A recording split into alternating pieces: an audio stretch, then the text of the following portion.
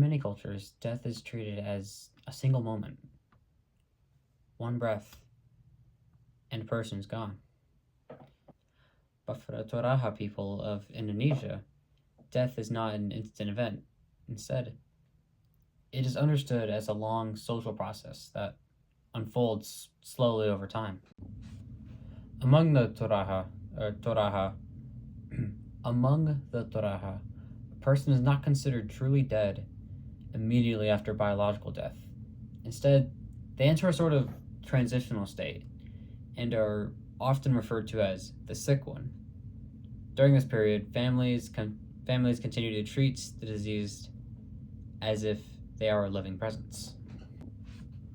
The body is kept inside the home, sometimes for months or even years. Family members speak to the deceased, offer food symbolically, and include them in daily life. This practice reflects the belief that the spirit remains active and connected to the household.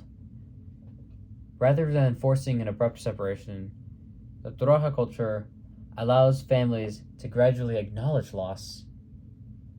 Grief is not rushed. Death is something you live with. When the family is emotionally and financially ready, they will hold an elaborate funeral ceremony.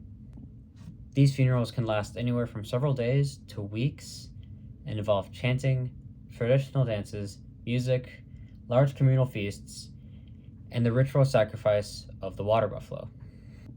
These ceremonies are not only acts of mourning, but also of respect and social recognition.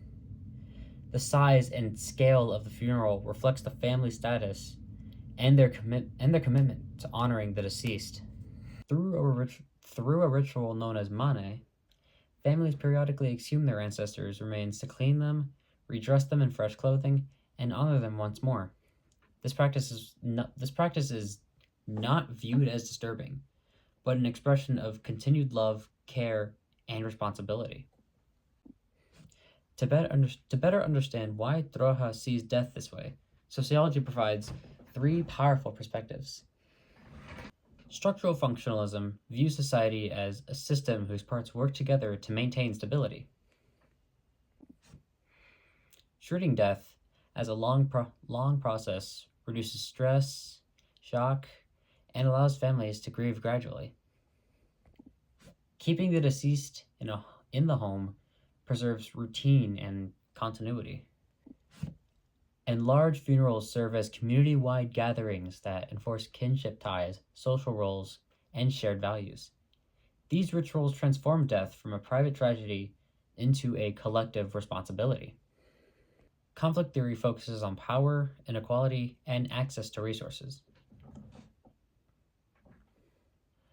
Toraja funeral rituals are extremely expensive. The sacrifice of the water buffalo is a symbol of wealth and prestige, meaning families with greater resources can hold ceremonies and gain higher social recognition.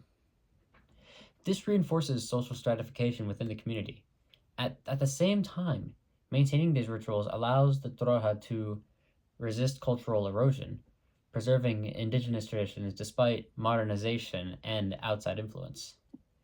Symbolic interactionism. Symbolic interactionism emphasizes how meaning is created through everyday interactions. Referring to the deceased as the sick one symbolically reframes death as temporary rather than final. Speaking to the deceased and offering food keeps relationships socially alive. The Manan ritual deepens this meaning. Cleaning and redressing ancestors symbolize love, respect, and continued connection. Through shared symbols and interaction, the dead remain active members of the social world. So, in conclusion, for the Toraja, death is not an ending. It's a journey. Through prolonged rituals, symbolic language, and continued interaction, death becomes a shared process rather than a sudden end. Sociology reveals how these practices strengthen families, preserve culture, allow grief the time it needs, and so much more. The Toraja remind us that perhaps letting go is not about forgetting, but about remembering differently. Thank you.